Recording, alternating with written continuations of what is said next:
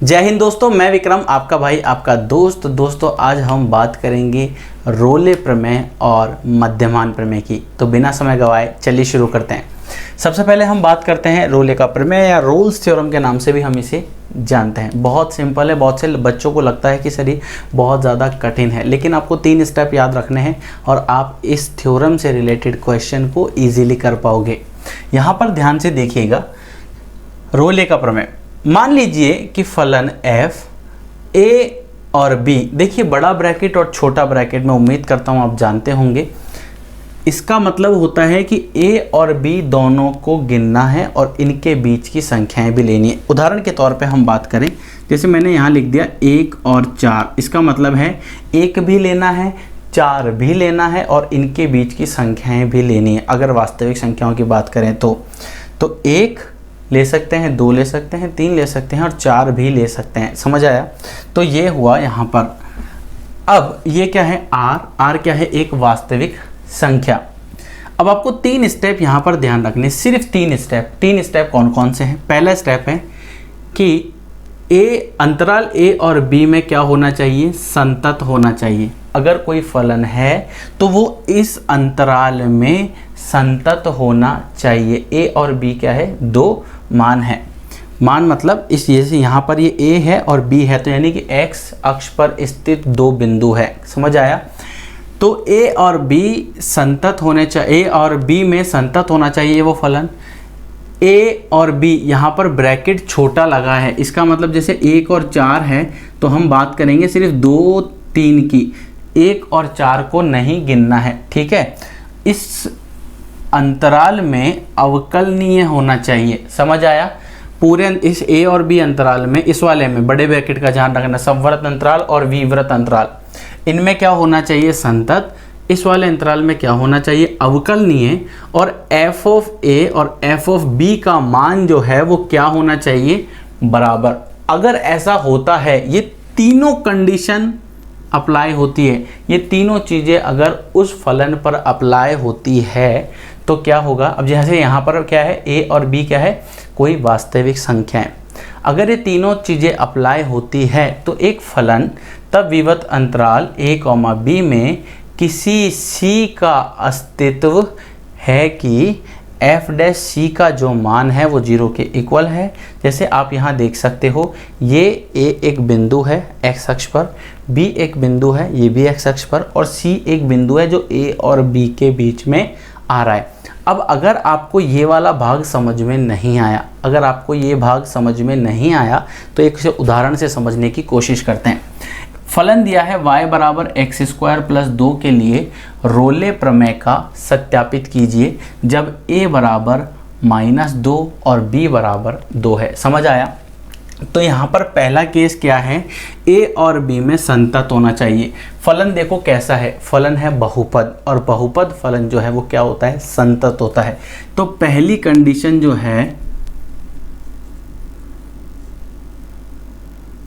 इसे हम लिख लेते हैं -2 और 2 में अंतराल इसमें संतत है। दिया गया फलन अंतराल -2, 2 में संतत है, ठीक है। अब हम बात करेंगे अवकलनीय की। तो अवकलनीय भी है, -2 और 2 में अवकलनीय, इस अंतराल में क्या है? अवकलनीय। तीसरा, ये पहला हो गया, ये दूसरा हो गया। अब तीसरा क्या है? f ऑफ a और f ऑफ b का मान जो है वो बराबर होना चाहिए। तो f ऑफ a और f ऑफ b, अगर आपको ये दोनों भाग अभी भी समझ में नहीं आए हो तो इस चैप्टर का पहले वाला जो वीडियो है जिसमें मैंने आपको बताया कि कौन सा फलन अवकलनीय होता है, कहाँ पर होता है, किस टाइप के होते हैं, वो आप देख सकते हो। प्लेलिस्ट में जाइएगा, उसके अंदर 12th मैथ्स या कक्षा 12 गणित आप देखिए, कक्षा 12 गणित के अंदर आपको वो मिल जाएगा। तो -2, 2 में अवकलनीय। तीसरा है f ऑफ a और f ऑफ b का मान बराबर होना चाहिए। अब यहाँ पर देखो a कितना है? -2, तो यहाँ पर रख दीजिए -2 का स्क्वायर प्लस 2 कितना होगा? 4 और 2 6, डायरेक्ट लिख रहा हूँ, ये 4 और ये 2 मिलके 6 बन गया। एक बार हमने 2 रखा, कितना आया 2 का स्क्वायर प्लस 2 कितना आएगा 6। इसका मतलब हुआ कि f ऑफ -2 और f ऑफ +2 ये दोनों आपस में क्या है, बराबर है। ये 3 कंडीशन यहाँ पर सेटिस्फाई कर रहा है, संतुष्ट कर रहा है। इसका मतलब हुआ एक बिंदु होगा जो a और b के बीच में होगा, लेकिन उसे ज्ञात कैसे करना है, उसके लिए आपको क्या करना है, जो फलन आपको दिया गया है y बराबर x² + 2, इसे आप इस तरह भी लिख सकते हो f ऑफ x। ठीक है, अगर मैं इसका अवकलन करूँगा जिसे dy/dx या f' के नाम से भी लिखते हैं, तो ये कितना हो जाएगा 2x। समझ आया। अब इस f' में वो बिंदु कौन सा है, c बिंदु है, तो वो c बिंदु x की जगह हम यहाँ पर रखते हैं। ध्यान से देखिएगा, f' बराबर 0 होना चाहिए, तो यहाँ पर इसकी जगह हमने xc लिखा। और यहाँ पर देखिए ये कितना है हमारे पास 2c। ठीक है, इस 2c को 0 के बराबर रख देता हूँ मैं अगर, तो c का मान मुझे प्राप्त हो जाएगा 0। समझ आया। अब मुझे एक बात बताइए थोड़ा सा दिमाग पर जोर डालकर कि क्या 0 -2 और +2 के बीच में आता है क्या। नंबर लाइन की हम बात करें संख्या रेखा की, तो ये देखिए 0 -1 -2 1 2, ये 0 जो है वो -2 और +2 के बीच में आता है। तो हम क्या बोल सकते हैं कि ये फलन जो है इसको सत्यापित करता है, फलन इसको सत्यापित करता है। समझ में आया। c बराबर आपके पास कितना आया 0, तो आप इसे लिखोगे c, आप चाहो तो ऐसे लिख लेना c बराबर 0, और ये किस में से बिलोंग करता है, -2 और +2 के बीच में से। उम्मीद करता हूँ आपको ये समझ आया होगा। बहुत इंपॉर्टेंट है, ध्यान रख लीजिए। अगर क्वेश्चन आता है तो आपका डायरेक्ट 2 या 3 नंबर आपको डायरेक्ट मिल जाएंगे। सिर्फ 3 स्टेप है। पहला संतत होना चाहिए, अंतराल का ध्यान रखना, ब्रैकेट बड़ा है या छोटा, छोटे वाले में अवकलनीय, बड़े वाले के अंदर संतत होना चाहिए। ठीक है। और तीसरा f ऑफ a और f ऑफ b का मान अगर बराबर है तो आप बोल सकते हो कि ये रोले को सत्यापित करेगा, एक बिंदु ऐसा जो उस अंतराल के मध्य होगा। ठीक है। अगर आपको पसंद आया हो तो लाइक ज़रूर कीजिएगा। अब हम बात करेंगे मध्यमान प्रमेय की। आइए दोस्तों, अब बात करेंगे मध्यमान प्रमेय की। ये रोले थ्योरम, रोले प्रमेय का ही एक विस्तारण है। यहाँ पर क्या करना है, बहुत सिंपल से शब्दों में आपको ध्यान रखना है, दोनों एक जैसे ही हैं, दोनों में सिर्फ एक छोटा सा फ़र्क आता है। वहाँ पर हम f' को 0 के इक्वल रखते थे, यहाँ पर आप देख सकते हो यहाँ पर ये फार्मूला लगेगा, बस इतना सा ध्यान रखना है, ये फार्मूला इतना सा ध्यान रखना है, बाकी दोनों लगभग एक जैसे ही हैं। सेम क्वेश्चन है, फलन दे रखा है ABR, अंतराल इसमें संतत है, a, b में अवकलनीय, तब अंतराल a, b में किसी c का अस्तित्व है कि f' बराबर f of b minus f of a बराबर बटा b माइनस a। अब इसे निकाले कैसे, बहुत सिंपल है।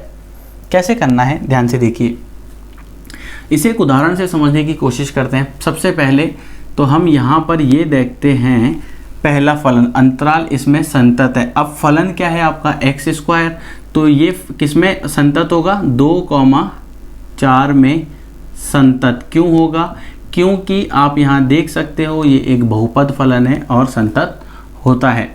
अगर हम बात करें अवकलनीयता की, तो आप यहाँ देख सकते हो कितना है, 2,4 में अवकलनीय होगा,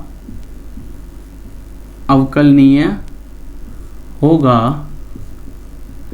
क्यों होगा, क्योंकि आप यहाँ पर देख सकते हो इसका अवकलन कितना होता है, इसका अवकलन f' कितना होगा 2x, जो कि इस अंतराल में क्या है, अस्तित्व में है। क्लियर है। फिर इसके बाद हम बात करें इस फॉर्मूले की, तो ये फॉर्मूला निकालने का तरीका क्या है, सबसे पहले f ऑफ a निकालो। a कितना है आपके पास 2, यहाँ पर 2 लिख दो, तो f ऑफ x कितना है आपका x², तो 2 का स्क्वायर कर दो, कितना हो जाएगा 4।